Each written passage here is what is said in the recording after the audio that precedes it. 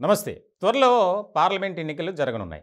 దానికి సంబంధించి తెలంగాణలో కాంగ్రెస్ పార్టీ ఈసారి కనీసం 15 సీట్లైనా దక్కించుకోవాలి అనే ఆలోచనలో ఉన్నారట. దానికి సంబంధించి అధిష్టానం కూడా చాలా వ్యూహంగా ముందుకు వెళ్తుంది. ఆ బాధ్యతలను కొంతమంది నాయకులకు అప్పగించాలన్న ఆలోచనలో ఉన్నారట. ముఖ్యంగా గత ఎన్నికలను గనుక పరిశీలిస్తే 17 సీట్లలో BRS 9, Congress 3, Bharatiya Janata party 4, MIM 1. ఈ 3 గెలిచినవి కూడా మల్కాజ్గిరి 1, నల్గొండ 1, భువనగిరి.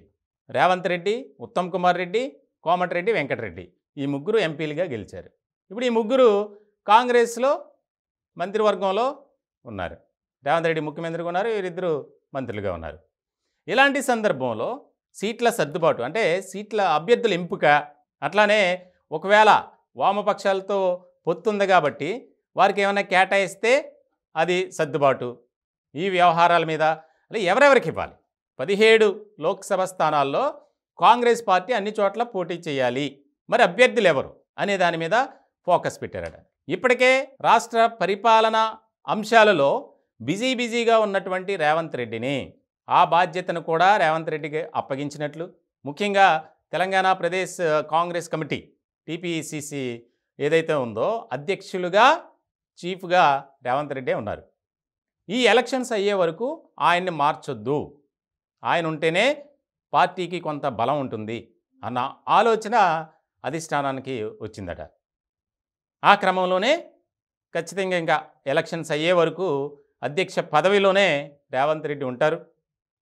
ముఖ్యంగా అభ్యర్థుల ఎంపిక, ఒకవేళ సిపిఐ ఇప్పటికే పొత్తులో భాగంగా ఉంది కాబట్టి ఒకవేళ వాళ్ళు ఏమన్నా 1-2 సీట్లు అడిగితే ఏం చేయాలి, అభ్యర్థుల ఎంపిక, సీట్ల సర్దుబాటు చాలా కీలకంగా మారినటువంటి పరిణామం.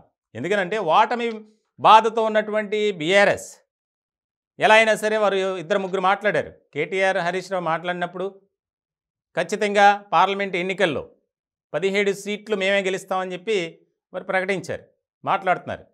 ఆ దిశగానే ముందుకు వెళ్తున్నాం. మేము ఈసారి కాంగ్రెస్కి చెక్ పెడతాం, మేమేంటో మా తడాక ఏంటో చూపిస్తాం అంటున్నారు. కానీ ఇక్కడ చాలా ప్రెస్టీజియస్ ఇష్యూగా మారింది. కాంగ్రెస్ ఎలాగైనా 15 సీట్లకు తక్కువ కాకుండా మనం గెలవాలి, అప్పటి వరకు వేరే వారిని అధ్యక్షులుగా పెడితే అది ఫెయిల్ అవుతుంది అని భావించినటువంటి అధిష్టానం టీపీసీసీ అధ్యక్షులుగా బాధ్యతను కంటిన్యూ చేయమని రేవంత్ రెడ్డిని కోరారట. ఆయన కూడా సానుకూలంగా స్పందించారంట. వాస్తవానికి ఇప్పుడున్నటువంటి పరిస్థితుల్లో ఆయన బిజీ షెడ్యూల్ని బట్టి కొంత కష్టమే, కానీ పార్టీ కోసం నేను బాధ్యత తీసుకుంటానని చెప్పి సోనియా గాంధీకి ఆయన చెప్పడం జరిగిందంట. ఇలాంటి నేపథ్యంలో పార్లమెంట్ ఎన్నికలు 17 లోక్సభ స్థానాలు తెలంగాణలో చాలా కీలకంగా మారింది.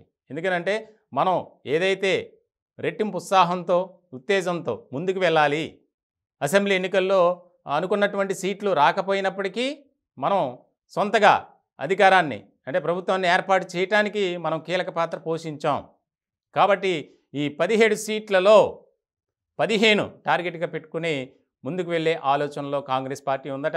ఆ బాధ్యతను కూడా రేవంత్ రెడ్డి మీద పెట్టినట్లు కూడా మనకి సమాచారం అందుతుంది.